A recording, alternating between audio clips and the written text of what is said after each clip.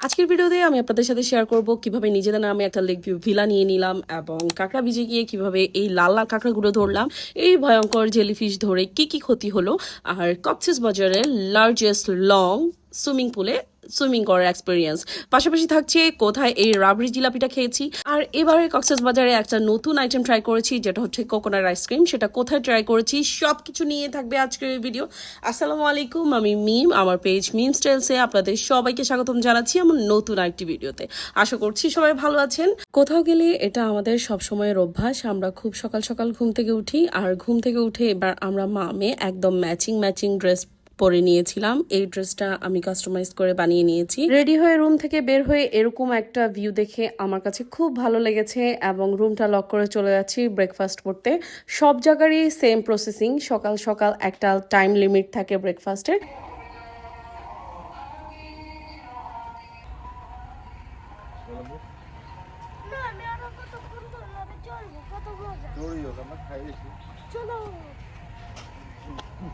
ব্রেকফাস্টটা ওনারা সার্ভ করেছিল ওনাদের কিচেনের পাশেই, এই ওপেন কিচেনটাতেই। আর এই তো সবগুলো ফুড এখানে দেওয়া আছে। চলুন আপনাদের সাথে শেয়ার করি আমাদের জন্য কি কি ছিল ব্রেকফাস্টে। ছিল মিক্সড ভেজিটেবল, একটা মিক্সড ডাল, ছিল পরোটা, ছিল খিচুড়ি, ছিল পাহাড়ি মুরগি, এখানে সুজির হালুয়া ছিল, এটা চালের গুঁড়ি দিয়ে বানানো যে কোনো একটা পিঠা, প্যানকেক ছিল, ব্রেড, সিরিয়াল, অনেক অনেক কিছু। পাশাপাশি ওনাদের এখানে কয়েক রকমের জুস ছিল হচ্ছে ফ্রেশ ফ্রুটসগুলো আমাদের কাছে খুবই ভালো লেগেছে। আর তরমুজটা বিশেষ করে আমরা তরমুজের বাগান দেখেছি আসার সময়, সে তরমুজের বাগান থেকে আনা ওরা বলেছিল। তো সবগুলো ব্রেকফাস্ট আমরা এরকম সাজিয়ে একটু ছবি টবি তুলে তারপর আমরা আমাদের ভিলায় চলে আসি।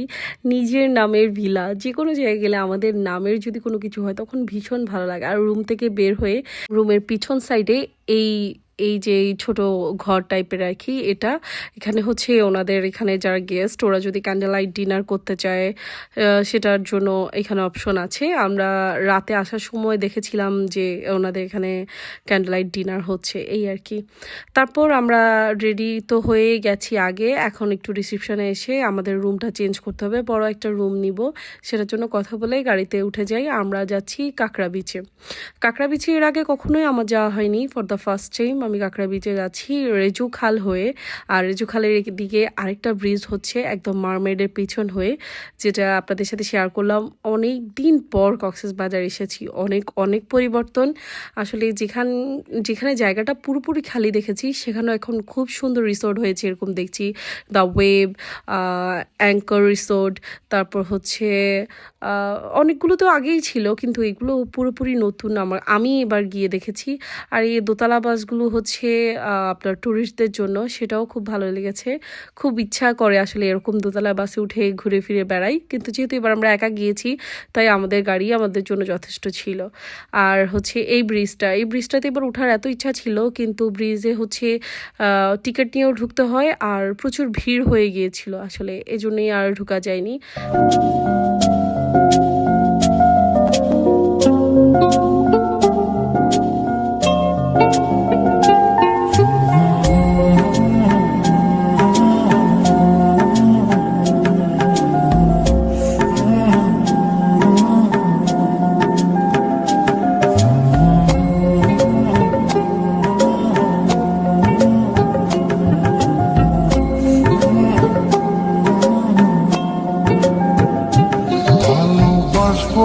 বাসবো রে বন্ধু তোমায় যতনে, আমার মনের ঘরে চাঁদের আলো জুইয়া জুইয়া পড়ে। ভাবেন এত সুন্দর জায়গায় যদি চাঁদের আলোতে বসা যায় তাহলে কত ভালো লাগবে। আসলে গানটার সাথে একদম আমার কল্পনাতেও ভাসছে যে আমি চাঁদের আলোতে এখানে বসে আছি। এই যে চলে এসেছি কাঁকড়া বিচে, আর এখানের কাঁকড়াগুলোর সাথে এত বেশি মজা করেছিলাম। সত্যি কথা বলতে কাঁকড়াগুলো মানুষ দেখলে এরকম কোথায় না কোথায় লুকাবে। আপনার একটা শব্দ যদি হয় তাহলে ওটা দৌড়ে গিয়ে একদম গর্তে লুকিয়ে যাবে। এই যে আমার হাজব্যান্ড এখানে একটা কাঁকড়া ধরার চেষ্টা চেষ্টা করছে। আর এই কাঁকড়াটাও আমরা ধরেছি, আর কয়েকটা কাঁকড়া ধরেছি। একেবারে নিশ্চুপ হয়ে ধরতে হয়, একটা শব্দ শুনলে কাঁকড়াগুলো আর আশেপাশেও থাকে না। আমি একটু পরে আবার দেখাচ্ছি। একটু সাগর পাড়ে পা ভিজিয়ে নিই। সাগরে আসলে সাগরের মধ্যে পা ভিজানোর মতো শান্তি আর কিছুতে নেই। আমার মেয়ে তো এরকম সাগর পাড়ে আসলেই ঝিনুক কুড়িয়ে বেড়াবে, সারাক্ষণ ঝিনুক খুঁজতে থাকবে। আর এই দুইটা ছেলে সারাটাক্ষণ বাপের সাথে শুধু ঢেউয়ের তালে তালে নাচবে, ঢেউ আসলে লাফাবে, এই নিয়ে ব্যস্ত থাকে। আর এবারে আমি পানিতে নামবো না ঠিক করেছি। আর পানিটা আসলেই ঠান্ডা, তাই পানিতে নামিনি। কিন্তু মানে পরিবেশটা আসলে খুবই সুন্দর ছিল। এবার কক্সবাজার একদম নিট অ্যান্ড ক্লিন ছিল চারপাশে। যদিও আমরা এখন ওই সুগন্ধা বিচ, কলাতলি বিচ ওদিকে যাইনি, বাট এই সাইডগুলো একেবারে পরিষ্কার, খুব সুন্দর ছিল। এখন আমরা একটু একটু পানির দিকে নামছি। পানিটা সত্যি খুব ঠান্ডা, আমার ভয় লাগছে বাচ্চাদের ঠান্ডা লেগে যায় কিনা। কিন্তু কে কাকে থামায়? সাগর পাড়ে আসলে কি নিজের মনকে আটকানো যায়? তাই তো গান বের হয়েছে, এই সাগর পাড়ে আইসায় আমার মাতাল মাতাল লাগে। এদিকে ওরা ব্যস্ত হচ্ছে লাল কাঁকড়া ধরা নিয়ে, ধরে ফেলেছে আরেকটা। আপনাদেরকে একদম ক্লোজ করে দেখাই। কাঁকড়াটা দেখতে এত বেশি সুন্দর, একটা মিনিট পানি দিয়ে একেবারে পরিষ্কার করে দেখাই। এই যে দেখেছেন কি সুন্দর কাঁকড়াগুলো দেখতে। আচ্ছা, এগুলো নাকি খাওয়া যায় না, আসলে আমরা খাই যে ওইগুলো কোন কাঁকড়া, আমি তো সেটাও বুঝি না। আর এদিকে ফারুক ভাই তো অস্থির, দৌড়ে দৌড়ে কাঁকড়া ধরছে। আসলে এই জায়গাটাতে অসম্ভব মজা লেগেছে। দেখেন কাঁকড়াগুলো কত দ্রুত দৌড়াচ্ছে, মানে শব্দ একটুখানি পায়ের শব্দ পেলেই ওরা দৌড়ে একদম লুকিয়ে পড়বে। আর এই ভিউটা অসম্ভব সুন্দর, এই জায়গাটা আমার খুব পছন্দ হয়েছে।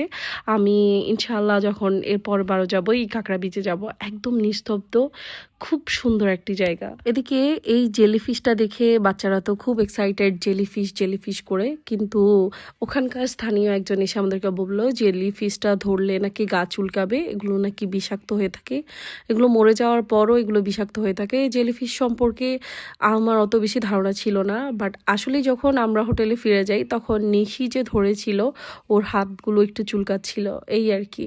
আর এদিকে দেখেন এই যে ছোট ছোট ক্ষুদ্র ক্ষুদ্র দেখা যাচ্ছে, এগুলো সব লাল কাঁকড়া। আপনি যত দূরে যাবেন ততবার এই কাঁকড়াগুলো বের হয়ে পুরোটা বীচ লালে রূপান্তরিত করবে।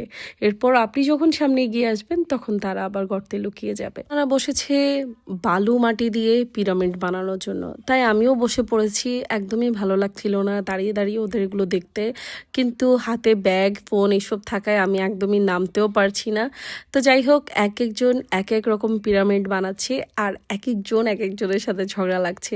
এর মাঝে আমি আমার হাজব্যান্ডকে ডেকে নিয়ে আসি, আমরা দুজন টাইম পাস করার জন্য একটা বাইক নিয়ে নিই, বাইকে উঠে পড়ি। কিন্তু কক্সবাজারে বেশিরভাগ বাইকে আমি একটাই প্রবলেম দেখি, একদম পুরোপুরি নষ্ট থাকে। মানে ট্যুরিস্টদের জন্য অন্তত এইসব জিনিসগুলো ওনাদের আরেকটু আপডেট করার প্রয়োজন আছে। এগুলো একটু ঠিক করিয়ে রাখলে আসলে ট্যুরিস্টরা গেলে যদি এগুলোই আপনাদের হচ্ছে ইনকামের জিনিস হয়, তাহলে এগুলোকে আরও একটু রিপ্লেস করা দরকার, আরও ভালো করে তোলা দরকার। এরকম জায়গায় জায়গায় অফ হয়ে গেলে তো আমাদের নিজেদের কাছেই ভয় লাগে। তারপরেও আমরা দুজন বসেছি, একটু এখান থেকে একটু দূরে গিয়েছি, ওই যে বোর্ডগুলো যেখানে আপনারা আমার ভিডিওতে দেখতে পেয়েছেন, এই বোর্ডগুলোর কাছে এসে জাস্ট ঘুরে আমরা আবার ব্যাক করেছি। যে এগুলো মাঝে এক একজন থেকে এক এক রকম দাম রাখে, কিন্তু আমাদের কাছ থেকে আমরা যেহেতু অল্প ঘুরেছি 300 টাকাই রেখেছে। কিন্তু আপনারা যারা যাবেন মূলামূলি করে অবশ্যই উঠবেন, মূলামূলি করতে হবে ওখানে সব জিনিসের, না হলে সব জিনিস আপনাকে মানে আপনি কথা না বলে উঠলে আপনাকে ওরকম করেই ফাঁসিয়ে দিবে। কক্সবাজারের একটা সমস্যা হচ্ছে এটা, দাম দর করতে হবে সব জিনিসেই। এর মাঝে একটা প্রশ্নের আমি উত্তর দিতে চাই। আমার কমেন্টস বক্সে কমেন্টস খুব কম আসে, কিন্তু আমার ইনবক্সে মেসেজ খুব বেশি আসে। 2-3 জন এরকম আছেন যারা আমাকে জিজ্ঞেস করেছেন, আপু এত কিভাবে ঘুরেন, আপনি কি সারাদিনই ঘুরতে থাকেন? বা অনেকেই দেখি আমার আশেপাশের আমার প্রতিবেশীরা অনেকেই মনে করে আপনি কি সারাদিনই ঘুরেন। না, আসলে আমি সারাদিনই ঘুরি না। সারাদিন যদি আমি ঘুরি, আমি কিভাবে আমার সংসার মেনটেন করি, আমি কিভাবে আমার বাচ্চাদের পড়ালেখা সব কিছু ম্যানেজ করে আমি ঘুরি। আসলে দেখেন ঘোরাঘুরি আমরা অনেকেই করি, কেউ শেয়ার করে সোশ্যাল মিডিয়াতে, কেউ শেয়ার করে না, এই আর কি তফাৎ। কিন্তু ঘোরার মন মানসিকতা আসলে থাকতে হয়। হাজার হাজার টাকা পয়সা থাকলেও অনেকে ঘুরে না, আবার অনেকে কম টাকার মধ্যে সীমিত বেতনের মধ্যেও স্ত্রী সন্তানকে নিয়ে একটু সময় কাটাতে পছন্দ করে। এটাকে আপনারা যে যেই চোখে দেখেন না কেন, আসলে স্ত্রী সন্তানকে সময় দিলে তাকে যে বেশি ঘুরিয়ে ফেলেছেন, তাকে যে বেশি উড়িয়ে ফেলেছেন এমন কোনো কথা নেই। তো যাদের এইসব মনে হয় যে আমার হাজব্যান্ড আমাকে অনেক ঘুরিয়ে একদম আমাকে বেশি ছেড়ে রেখেছেন, এইসব মানে আপনাদের এইসব বাজে মেন্টালিটি বাদ দিবেন। স্ত্রীকে সময় দেন। আমার কাছে মনে হয় স্ত্রী সন্তানকে সময় দিলে একটা সময় গিয়ে আপনি এটার ফিডব্যাক পাবেন। এইটা মানে আমার কাছে মনে হয়। আর যারা এসব চিন্তা ভাবনা করেন যে সারাদিন 24 ঘন্টা ঘুরতে থাকে, নাকি 24 ঘন্টা আসলে কেউই ঘুরে না। আর ঘোরার মন মানসিকতা থাকতে হয়, এটা সবচেয়ে বড় কথা। টাকা পয়সা থাকলেও অনেকে ঘুরে না, আবার কম টাকার মধ্যে অনেকেই ঘুরে। যাই হোক, কথা বলতে বলতে আমরা মারমেড বিচ রিসোর্টে চলে আসি। এই রিসোর্টে হচ্ছে আমরা সুইমিং পুলটাতে নামতে পারবো। যারাই মারমেডে ইকো রিসোর্টে থাকবেন তারা সুইমিং করতে হলে বিচ রিসোর্টে আসতে হবে। তো আমরা মারমেড বিচ রিসোর্টটাতে চলে আসি। আর বিচ রিসোর্টটা আসলে খুব সুন্দর, দুইটা রিসোর্টই সুন্দর। একটা একটু জাঁকজমক, আরেকটা একটু মানে আপনার চুপচাপ টাইপের, নিরিবিলি আর কি। তা আর এটা হচ্ছে কক্সবাজারের লং লার্চেস সুইমিং পুল, যেটাতে এখন আমরা নামবো। সুইমিং পুলটা দেখে এত ভালো লেগেছে, সুইমিং পুলটা খুব সুন্দর, একদম নিট অ্যান্ড ক্লিন। আর চারপাশের যে ইকো ভাইবটা এত সুন্দর ফুটিয়ে তুলেছে সুইমিং পুলটাতে। আমি তো এসে বসার আগে আমার পোলাপাইন সব সুইমিং পুলের মধ্যে, তাদের বাপ অলরেডি পানির মধ্যে। আসলে খুব ভালো লেগেছে এই সুইমিং পুলটা আমাদের।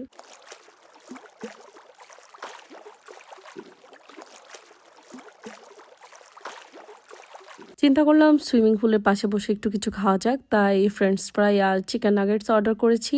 সবাই খুব পছন্দ করেছে, ফ্রেঞ্চ ফ্রাইটা অসম্ভব মজা, তাই আমরা দ্বিতীয়বার আবার অর্ডার করেছি। আর দ্বিতীয়বার সার্ভ করেছে শুকনা নারিকেলের খোসার ভিতরে, যেটা অথেন্টিক লেগেছে, মানে এত বেশি সুন্দর। আর আমি পিকচার ক্লিক করেছি, যেটা অসম্ভব সুন্দর হয়েছিল।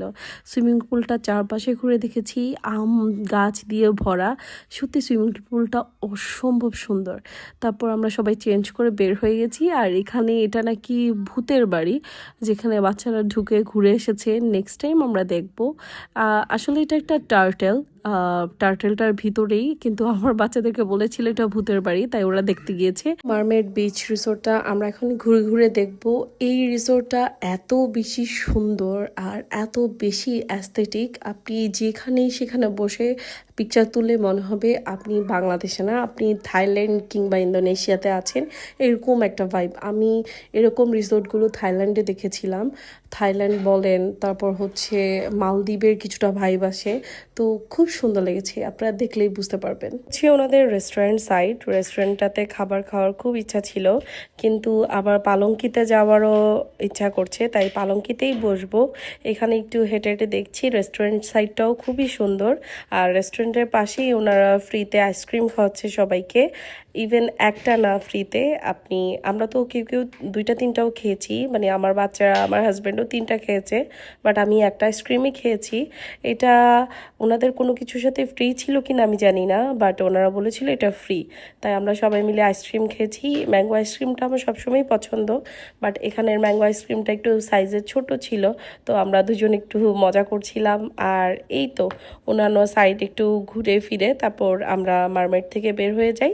আমরা যাচ্ছি পালঙ্কিতে যেতে যেখানে আগে 10 থেকে 12 মিনিট সময় লাগতো, সেখানে এখন আমাদের আধা ঘন্টার উপরে লেগেছে। রাস্তার কাজ যেহেতু চলছে, সময় একটু বেশি লেগেছে। আর পালঙ্কিতে গিয়ে দেখছি একদম হাউসফুল। পালঙ্কিতে সবসময় এরকম ভিড় থাকে, আমাদেরকে 10 মিনিট ওয়েট করতে হয়েছিল। তারপর আমরা বসে গেছি খাবার খেতে। আর সেদিন আমরা কুমড়োর ফুল ভাজিটা ট্রাই করেছি, এটা খুব মজা লেগেছে। আর বিভিন্ন রকমের খাবার তো ছিল, রকমারি ভর্তা, মাছ, মাংস সব কিছুই ছিল। কিন্তু স্পেশাল একটা জিনিস আপনারা যখনই যাবেন মাস্ট ট্রাই করবেন, ওদের এই ডাব চিংড়িটা। আর রাবড়ি জিলাপি তো থাকছেই, রাবড়ি জিলাপিটা বেস্ট বেস্ট বেস্ট। এরকম মজার রাবড়ি জিলাপি আর কোথাও নেই, এক কথায় কোথাও নেই। অনেক জায়গায় ট্রাই করেছি, কোনো জায়গার বদনাম করতে চাচ্ছি না, বাট কোথাও নেই। খাবার শেষ করে পালঙ্কির অপোজিটে যে বিচটা, আমরা সেখানে বেশ কিছুক্ষণ ছিলাম। সানসেটটা সেখান থেকেই দেখেছিলাম। আসলে কক্সবাজার আসবো আর দুজন মিলে দাঁড়িয়ে সানসেট দেখবো না, এটা হতেই পারে না। আগে তো এটা নিয়ে আমার রাগ হয়ে যেতাম আমি, যে একসাথে কেন সানসেট দেখলাম না দুজনে। ঘোরাফেরা শেষ করে আমরা হোটেলে চলে আসি। 1 কাপ গ্রিন টি খেয়েছি ওনার হাতে, তারপর 2-3 ঘন্টা ঘুমিয়েছি। বাচ্চারা আবার বের হওয়ার জন্য জিদ করছিল, যদিও আমার শরীরে আর এনার্জি নেই যে আমি বের হব। তো তারপরেও ওদের রিকোয়েস্টে আবার রেডি হয়ে নিলাম। আর এটা হচ্ছে ইকো রিসোর্টের একটা পার্ট, যেখানে হচ্ছে আপনি আর্ট করতে পারবেন, বাট আপনাকে ওটার জন্য এক্সট্রা পেমেন্ট করতে হবে। তারপর আমরা চলে আসি কেএফসিতে। বাচ্চারা কেএফসি খেতে চেয়েছিল, ওদেরকে কেএফসি খাইয়ে আজকে আমি নতুন একটা রেস্টুরেন্টে খাবার ট্রাই করতে যাচ্ছি, মানে আমি ডিনার করব ওখানে।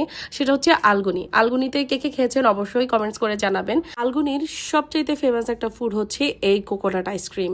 অসাধারণ অসাধারণ, এক কথায় এটা এত বেশি মজা ছিল বলার বাইরে। তো এটা যারা যারা এখনো ট্রাই করেননি, যারা যাবেন অবশ্যই এটা ট্রাই করবেন, মাস্ট ট্রাই করবেন, আর রিভিউ দিতে বাধ্য হয়ে যাবেন, মানে এত বেশি মজা ছিল। ফাল্গুনির আরেকটা ফেমাস ফুড হচ্ছে কালাবুনা। তো আমি সেদিন রাতে ডাল ভাত, লইটা ফ্রাই, রূপচাঁদা ফ্রাই, ভর্তা আর কালাবুনা নিয়েছি। খুব মজা লেগেছে। আগে কখনো আলগুনিতে আমার খাওয়া হয়নি, এবার প্রথম খেয়েছি, অসম্ভব মজা। আপনারা যারা যারা আসবেন অবশ্যই ট্রাই করবেন। এই ভিডিওটা এখানে শেষ করছি। সবাই ভালো থাকবেন, আমার জন্য দোয়া করবেন এবং পরবর্তী ভিডিও দেখার আমন্ত্রণ রইল। আল্লাহ হাফেজ।